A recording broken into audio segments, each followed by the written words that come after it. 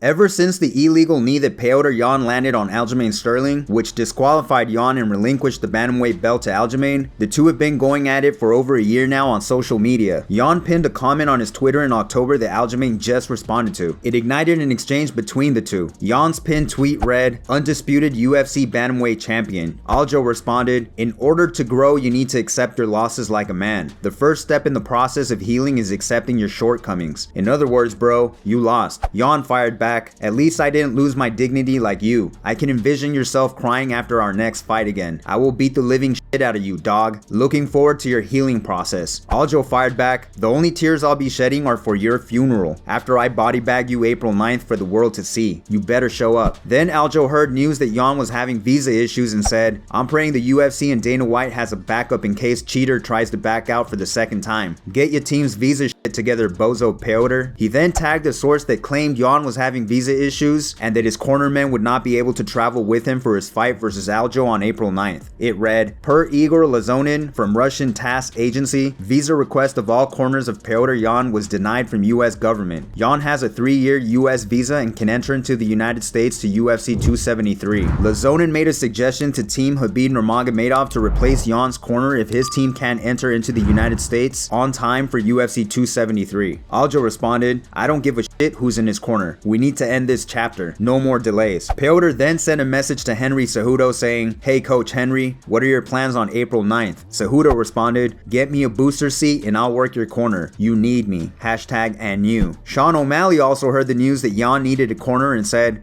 "Peter, heard you need a corner, bruh. Let me know. I'll be in Vegas or wherever the fuck your fight's at. Let me know. I can corner you, baby. 1-2, 1-2. Petr accepted the offer and said, "One corner spot is taken by Sean O'Malley." Then a fan commented, "Aljo when he sees Khabib, Cejudo, and O'Malley in Yan's corner."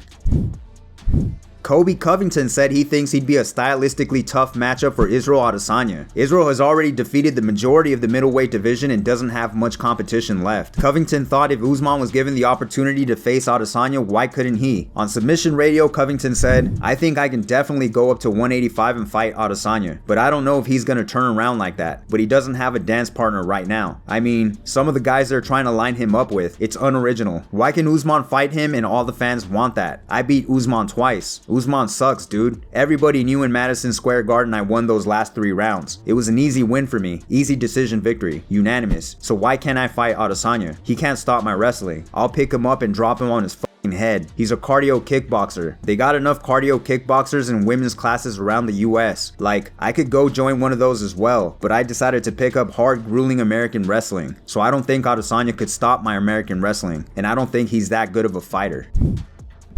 In my last video, I covered an incident that involved Kevin Holland disarming a man, which I'll link at the top right of the screen if you want to get caught up. Well, Kevin Holland shared a story with Ariel Helwani and ESPN. He told Ariel that he specifically chose his show to talk about what happened because he wanted to find the man that originally held down the attacker to buy him and his wife some tickets to the next UFC show in Houston where all this took place. Anyway, Kevin said he wasn't nervous during the situation because everything happened so quick. Here's what he said. "We're at the sushi spot. We're chilling, having a good time. I finally got my uncle out with me. He's my baby uncle because he's a year younger than me. And we're out just chilling, you know, doing our thing, having a good old meal. I finished my food. I usually finish first. I'm a fast eater. I'm on my second liquor, Ariel. I'm having a good time. Yes. You know what I mean? I got me some Hennessy and some Coke. You know, I'm just chilling. And there was a party behind us, birthday party. So when I heard the bang originally, all right, that's a champagne bottle. You know what I mean? I'm thinking my people back here I was thinking my people having a good time. You know, they're back here having a good time. So I turned to look behind me and people were running, glasses breaking. You know what I mean? I'm like, okay, that's not a champagne bottle, that's a gunshot. I go to turn to see the people that was in front of me. They're down low. My uncle's getting up like he's about to run. I grab him by the shirt, pull him down. I'm like, yo, chill. I look to the side. It was kind of like an island right there. As I look to the side, the guy's holding the guy with the gun, you know, and the gun's pointing just directly towards the back of the spot, right where we're sitting at and everything. And I'm like, all right, well, that guy's safe, but we're not. So, you know, instead of going around the right side of the bar, I go around the left side of the bar, which, you know, there's a long island in between there. So as I'm running down, I pick up a chair. I'm like, yeah, I'm going to use this chair. chair, and this chair's gonna come in handy. Grab the chair, I hit the corner. As soon as I hit the corner, they're still wrestling. At this point in time, the guy's kind of like a little more spaced out. The shooter's getting back in a little bit of motion, but the guy still has a good grip on the gun, and he's holding the hammer. Probably the best thing he did was hold the hammer. It's like, I get over there, I'm trying to make out who the two guys are, so I put the chair down just to make sure I don't hit the wrong person with the chair. Realize who the shooter is, help ply the gun out. First we aim the gun down, I'm like, this is probably be a better situation instead of pointing towards the back. But then as it's aiming down, I'm like, yo, we're upstairs. What if somebody's downstairs? So then I hit it towards the island, and then we hit it up top like this. At this point in time, the guy, I noticed his wrist is starting to jam up a little bit. Clench the wrist. I pull the fucker back, put him in a rear naked choke, sit him in the lap. I choking him. My uncle's sitting there, and I call him Herb. At this point in time, I'm calling him Herb Dean with the dreads out the back. Skinny Herb Dean, he's in there, he's watching. He's like, he's not out. He's not out. He's not out. And then he grabs the guy around the guy's limp.